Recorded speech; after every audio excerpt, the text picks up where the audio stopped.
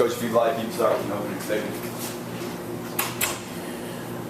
Well, I think we have a lot of respect for Centenary's team and the program. The coach does a good job. They had a tough task tonight. They played back-to-back nights.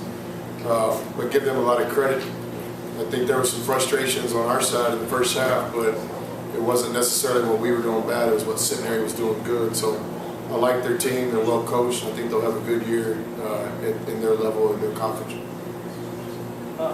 Chris, Jermaine was talking about that zone they opened up in. Is that kind of how you kind of attack that? Is just have a guy, you know, kind of get hot and start making shots from the outside? Is that the best way to do it? Or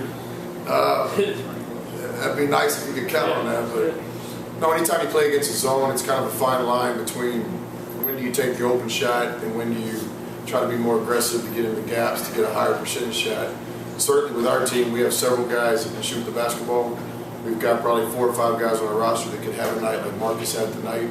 So it's just trying to find that balance on when to shoot the quick one and when to be a little bit more patient. And tonight will be a great learning experience for us. This is valuable film for us to study tomorrow. That first 15 or 16 minutes or so, do you feel like you guys kind of settled a little bit more than maybe you like? Or? Yeah, I think so. I think we did miss some good shots. You know, if we hit a few of those, then the feeling's kind of different. Yeah. But your word's accurate. I thought settled, took a couple of them on one pass, took a couple of threes on transition. You know, a night like tonight, in the first half when the ball's not going down, that's not just winning basketball. So, again, we do have shooters. There will be some nights where we get hot, like Marcus was tonight. We've also got to be smart enough and experienced enough to win games in different ways when the shot didn't fall.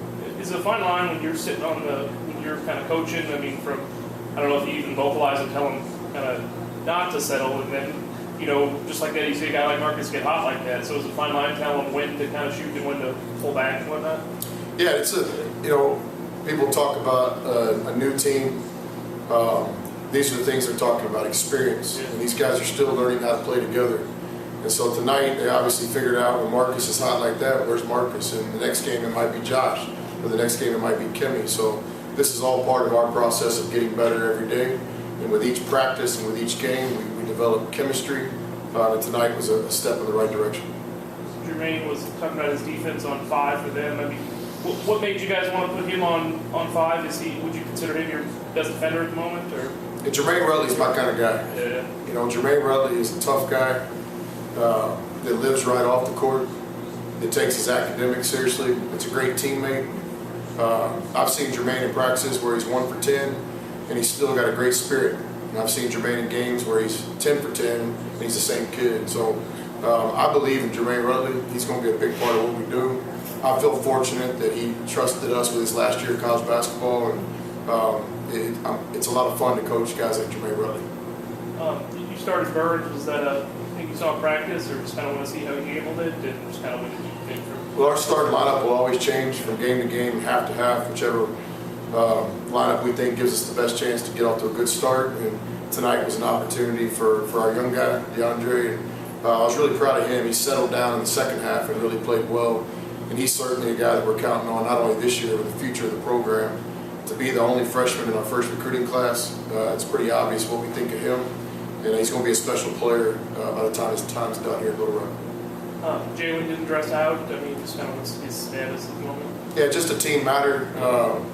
But Jalen Jackson's a talented player. But with all our players, you know, there's a maturation process, and we're pulling for Jalen to continue to get better as a player. And we hope that we can get him back on the court soon.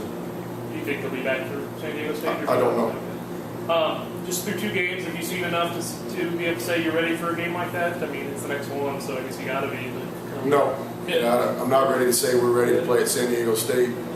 But what I am looking forward to seeing if our guys are able to, you know, compete and accept the challenge. Got ultimate respect for Coach Fisher. Have known him for about 20 years. His program speaks for itself. They have the same kind of program at San Diego State that we're going to try to build here at Little Rock. And in 2000, when Coach Fisher got to San Diego State, it was very similar to the situation we have here in a lot of ways. So it's a model program. It's the way we want to play. It's the way we want to have a home court advantage. And so it's going to be a great opportunity for us to go get a taste of it, you know, firsthand. Thank you. Thanks, Coach. Thanks for coming, guys. You bet. How much time you guys have?